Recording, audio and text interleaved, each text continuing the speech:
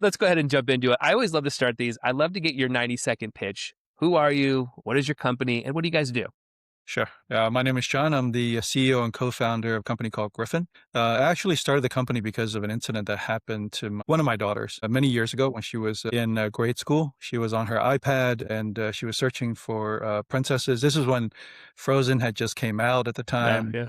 And a bunch of inappropriate stuff showed up on her iPad. And as a dad, it was in a moment where I was like, I need to do something about this. And so that's where the idea of Gryphon came about. So my background has been in wireless and IoT and networking. Prior to this, I worked at a company called Novotel Wireless, where we made the MiFi mobile hotspots. Basically, essentially, it's a portable Wi-Fi router. Cool. And so the idea was basically, look, we have these routers that are inside our homes, and all the traffic comes in through the router and traffic goes out the router. It's basically an open door to our house where all the internet basically comes in through our routers. But we don't have anything on these devices to kind of manage the traffic that comes in. That's why my daughter was able to, try to find something innocent, and a bunch of Right. inappropriate things came up. Yeah. So the idea was basically, what if we put something on these routers that allow you to manage and control the content that comes into your home, Yeah. as well as in the background, protect all your different connected devices from being hacked or being Hmm. compromised at the network level. Kind Yeah. of the Gryphon idea came from. And so since then, we've launched the product, several products you can see behind me here. Direct to consumer products, we've sold about 95,000 Gryphons on the Great. marketplace, protecting over 1.2 million connected devices. And we blocked more than 20 million threats, Amazing. mostly in the US, but some worldwide as well. And just over the past couple of years, we've been transitioning to more software licensing, technology licensing Mm. model. So as we see the industry kind of shifting toward applications on routers, so think of your router as a very uh, very powerful networking computer inside the home. And Hmm. we are your protection application that's running on these routers. So we have licensees that are signed up, people like Motorola and Nokia that That's are great. use our software in their devices. Very cool. Well, so if we can jump maybe into the weeds a little bit of it for our listeners who may not, understand. I mean, I'm a tech guy, so I understand my routers and what's happening. What is happening behind the scenes? Like, how do you kind of describe it? How is it blocking? How is it knowing what to let in and not let in? Are we looking at software? But what is just happening for our people that maybe aren't as technical? So at the network level, you can think of the internet as you're going to these different addresses, different Hmm. websites, right? And at the router level, we see where you're trying to go, right? We can see the address. We can't see the content inside these streams, but we can see you're trying to go to Google, you're trying to go to Facebook, you're trying to go to Instagram, or you're trying to go to TikTok. So based on that, we block. If the parent says, I don't want my kids to be on TikTok, you can block that app, and we block it at the network level. So any device that's connected to your Wi-Fi router, it doesn't matter what device it will block the content to TikTok. Interesting. Okay. Does that make it? Is there custom? Can you customize that? So I want TikTok, but Yes. my kids don't. Is do you have that type of flexibility then as well? Yeah, we allow you to create user profiles on the Mm, network with our Gryphon app. And these user profiles, you can say, for my profile, I want unfettered internet access. hmm. But for my child, I want to block her from going onto TikTok.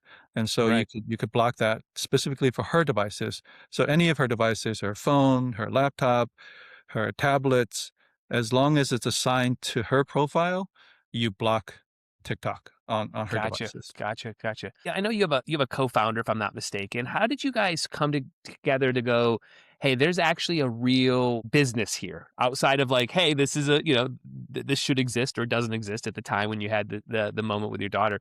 But how did you guys come together and say, you know what, there actually is a real business here. We should jump in on it and start building. Yeah, I think kind of all comes down to, are we trying to solve a real problem and a real Hmm. need out there in the market? Both parents, so we feel that need to be able to protect our kids on the internet, Sure. and be able to do it effectively. And we feel like through the network is one of the more effective ways to be able to manage that content. Hmm.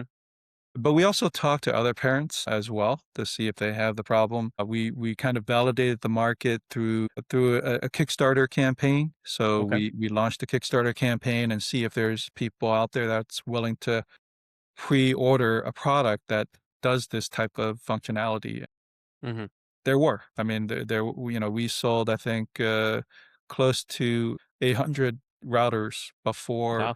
even, develop a product. So Yeah. that kind of gave us some validation that there's some need out there in the marketplace. And obviously now we've sold 95,000. Right, So right, right. there's a Yeah. need. Yep. How do you make sure that people who aren't tech savvy feel comfortable, jumping into this, using it? How do you sort of, for lack of a better term, dumb it down enough, but yet still have to be powerful enough to do what you say it does? And just that sort of usability. How do you sort of walk that fine line? Yeah, we designed it to be easier to use and less tech savvy. So a lot of our advanced users complain that we don't have a web interface, Mm, right? They want to be able to turn all the different knobs sure. and set the settings and stuff. We only have an app. So you would manage the Gryphon routers through our app, and that's the only way to manage it. So there's no advanced network settings. You just create the user profile, set the grade level that you want to filter, and that's all you really need to do if you don't want to do anything else. Yeah. I know a lot of our parents want to look at the browsing history to see what our kids are going to and stuff like that, which is very helpful. But you could be as hands-on or as hands-off as you want Right. through our app, which makes it Yeah. easy. Did the app come at the same time, or did you bring the app on later? When did the app sort of come into the equation? That was always our plan. Always the We plan? never had a web UI. We always kind of went with an app first approach, Mm, and you can only manage the Gryphon router through our app. okay. So it's very simple. You just download it and sign on as a user. You scan the QR code on the Gryphon router. The QR code kind of links the two together, and then Mhm. you're up and running. Gotcha, gotcha. How do you guys stay up to speed on malwares, new things happening? Just Mhm. again, the wave of just onslaught of new things happening technology wise, even AI I'm assuming is in there a little bit. Like, how are you navigating just keeping up with all of the stuff that's happening in the internet world? That's a really good question. A lot of stuff is happening. The database is kept online and up to date 24/7. So that's something that you get constantly. The We do have an auto software update feature, so you could turn on the auto update, and as we develop these new algorithms and these new protection, you can get these new protection automatically downloaded to the router through your app. Right. Okay. So one of the couple of instances where we kind of adapted when TikTok first came online, nobody knew about it, but Mhm. some of our customers said, "Hey, this is new app our kids are using. Is there any way to Mhm. block it?" We looked into it, said, "Okay, we can block it." So we developed a new feature and pushed it out to our customers, and now you have TikTok the ability to manage TikTok. Recently, we just developed a new category called AI chatbots. A lot of kids, unfortunately, are using chat, and I heard statistics as high as 70% or 80% of our kids are using AI now for all sorts of different things, emotional support, companionship, all that stuff. We don't know what the psychological impacts are going to be. Right. I know it might not be good. Yeah. Right. And so we came out with a new category called AI chatbots, where we allow parents to be able to block that if they want to at least manage or control how often their kids are using those type of these. Yeah. And do you guys worry or think about it all, the privacy between kids, parents, what can be seen, what can't be seen? How do you sort of walk that fine line as well? Yeah, so all the browsing history is stored locally on the Gryphon routers. That doesn't come to our cloud. And then we have full end-to-end encryption from the Okay. router to your app. So we don't even see what's on there. That's all up to the parents, and they're managing their kids' devices, so they want to know the browsing history and all that stuff. So that's up to them if they want to see it. So that from a privacy perspective, we don't see any of that information on our Gotcha. side. Okay. Okay. How do you guys think about competition? So, here in my world, I've tried like tools like Bark, was for kids, where they're sort of locking down the device. And then obviously Apple has their own internal, and I know there's other third parties. Those are the two that popped in my mind. Do you guys see them as competitors, or do you see yourself in a different category? Do you see yourself doing something completely different, or are you guys somewhat playing in the same sandbox? Yeah, there's going to be some overlaps. So the applications like Bark and Custodio, they're more on the application device protection level. For us, we view it as a network layer protection that cuts across all the different devices. We can manage kids are getting internet access on their smart TVs, on Hmm. their Xboxes, if they wanna do online gaming. So you could manage how often they're able to use these, game boxes as well. And it for us, it's more about ease of management across all these different devices. You don't have to install anything on the end devices. You could just manage it at the network layer, and if any device that's connected to the network, you can manage. I mean, there are some advantages to using an app as well. For us, it's another layer of protection. Yeah, I mean, one of the things that we struggle with is that we, felt like we kind of broke the phone, right, to some degree. Like you lock it down so much, and you're like, okay, it's barely even usable. Why am I paying for this phone, this iPhone Right, 15, whatever it is? And right. then it's like, dude, I just wanted to block this one thing, but now I'm, putting on a weird VPN or something like that. I'm like, I don't know what's happening right now. So I want to move over a little bit, maybe over to just sort of business and sales. Obviously, you guys have had a good amount of success. I want to talk a little bit about how are you protecting the space? What do the kind of the patent world look like, and how often do you have to update and change that? But just how are you sort of building the moat around your world? How are you protecting yourself? So we're developing a lot of IP around this network layer protection. So currently we have 12 patents that's already issued. We have, I think, about another dozen or so patents that's in the pipeline. Mm, And great.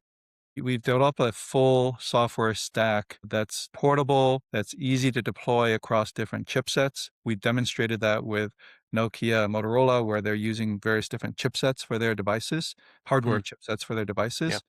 And it's a full stack. So we have software that runs on the Wi-Fi routers. We also have software that's in the cloud, and we have software for your mobile app that we developed that you manage your home network. Gotcha. That's cool.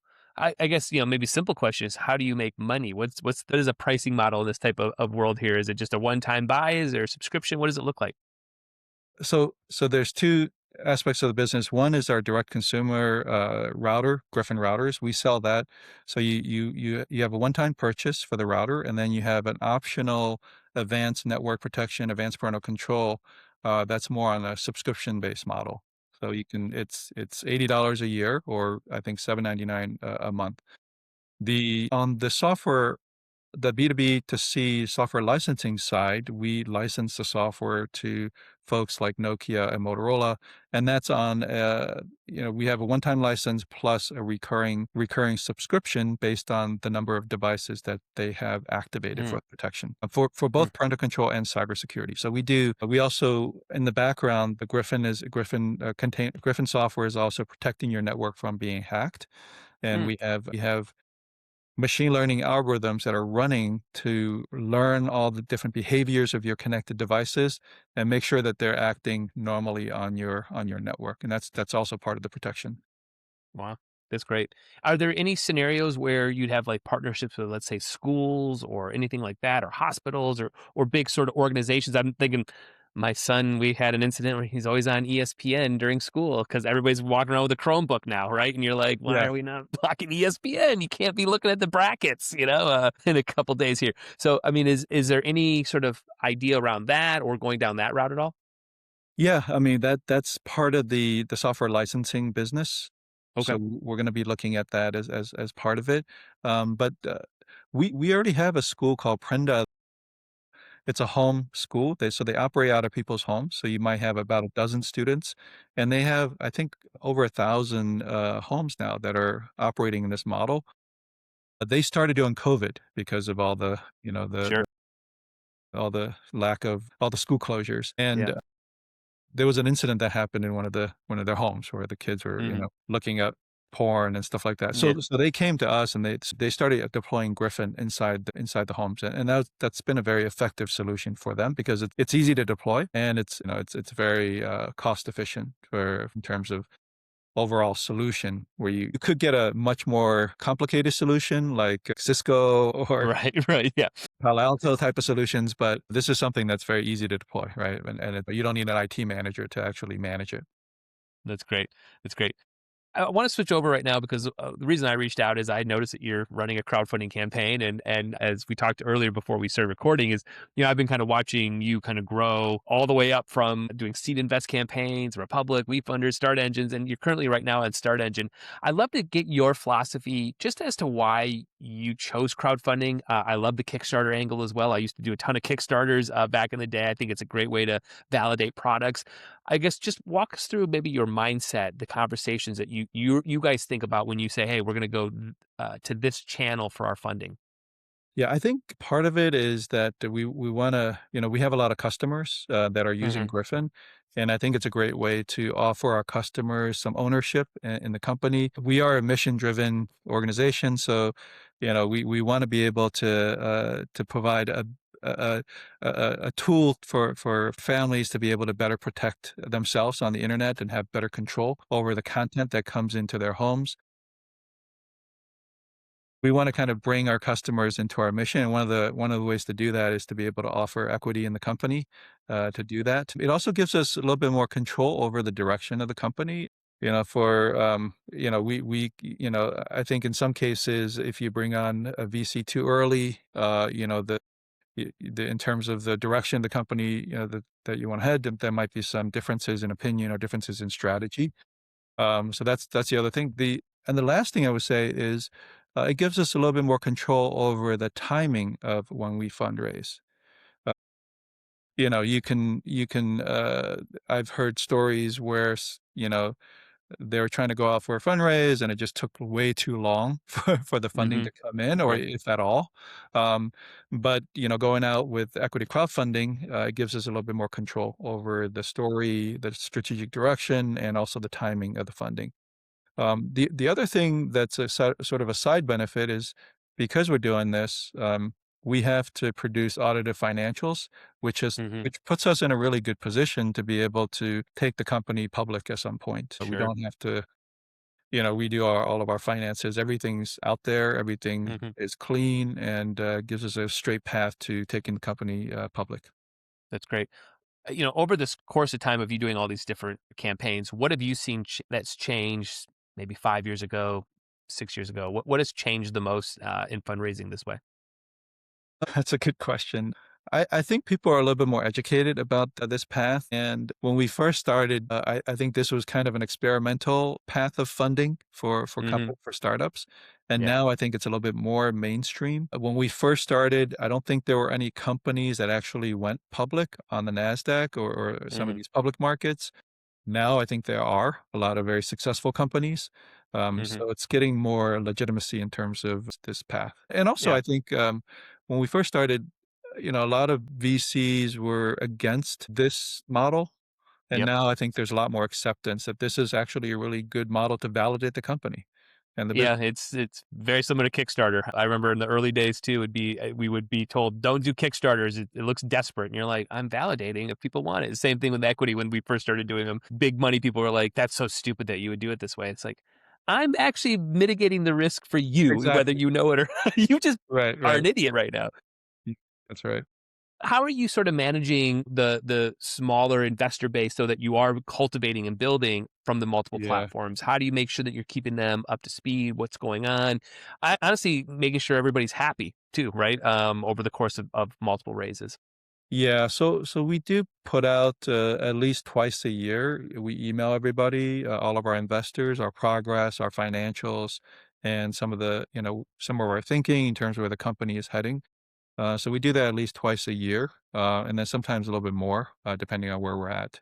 Hmm. So that's something that that still you might get questions back. Often we get questions back, and you just have to respond to these requests instead of Yeah. ignoring them.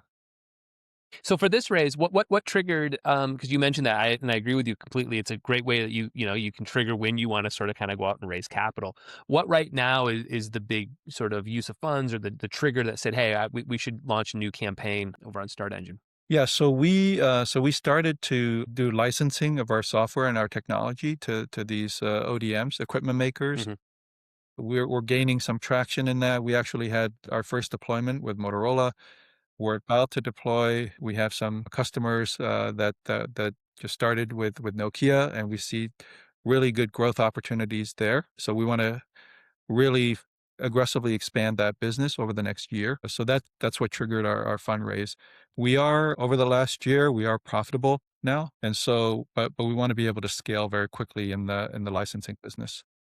Gotcha. Gotcha. How do you think, um, you know, this world will look at it maybe a year from now? Where do you see sort of some of the bigger threats that may or may not exist in this type of business? Is it from the hardware or going over to the licensing? Is it a company like Apple rolling something out, a device that we don't know about? I mean, where do you sort of pitfalls or things that you guys are being just thinking of behind the scenes as potential pitfalls? Yeah. I mean, on the hardware side of the business, obviously this whole global geopolitical situation is very fluid. We have gone through tariffs. We have gone through supply chain issues with chipsets, and now we're going through this second round of tariff things that are going on. But even that, our product fortunately is exempt from this round of tariffs. So at least this category of product. So that I don't know if that's going to change in the future, but that's going to Yeah, put margin pressure on the hardware. Although our focus is really not on the margins on the hardware. Our focus is really gaining additional subscribers. sure. So our routers are, frankly, not the cheapest in the market. We're not Hmm. trying to sell a low cost product. So, there's a little bit less pressure on that, but it's still, all these supply chain issues do impact the way that we operate. On the software licensing side, a lot of it is really we want to be able to expand quickly over the next year or so, and because we know that once we're in these markets, it becomes very sticky. Once you're inside these products, inside the carriers, the service provider space, you're going to be there for many, many years. In fact, we're talking about 5-year licenses for a lot of these projects. So it's becomes very sticky. Yeah, yeah. So, I mean, you've seen a lot in the online space. You have a pretty unique view of it. You've also you made patents around it, right? And you've made a company. What keeps you up at night around online safety, or what's something that we just have not solved yet that makes you really worried? Yeah, I mean, the threats are constantly evolving.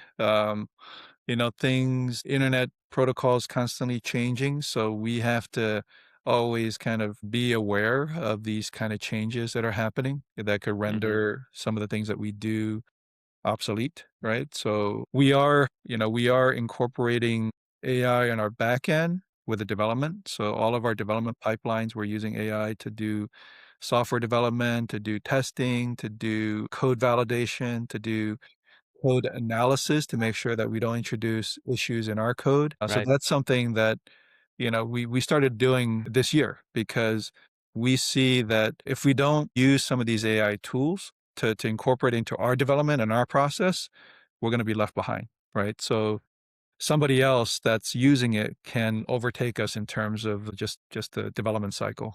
Right. So Right. we need to start getting ahead of that curve. Yeah. I want to talk just a couple more questions here. First, like milestones. Where do you see 6 months and a year? What are the two big milestones that you're trying to hit? We've skirted around a little bit, but maybe just be crystal clear. What are the two big milestones you want to hit? Yeah, so we want to be able to successfully launch some of these licensing deals. I kind of mentioned we already launched one. We're looking to launch two others, and we're looking to triple the revenue from our software licensing business over the next 12 to 18 months. Very cool. Very cool. Well, where can people dive in if they want to learn more, dive in? Obviously, we'll send people to the Start Engine campaign, but if they just want to dive in and learn a little bit more about what you guys are doing, your company, et cetera, where should we send them? You can first go to startengine.com/Gryphon, Gryphon. You can also go to our website, Gryphon Connect, Gryphon, CONNECT.com. And you can also reach out to me, John at Awesome. GryphonConnect.com. Very cool.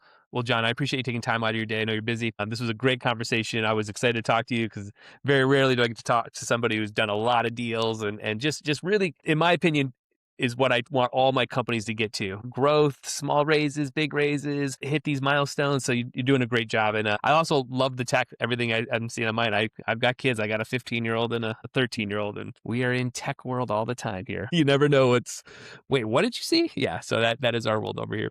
Well, John, I appreciate it. For all my listeners out there, I'll have all the links in the show notes. So obviously go check that out, click on it, go look at the raise and support if you can. All right, John, appreciate you. Thank you so much for your time. All right. Thank you, Jeff. Take care.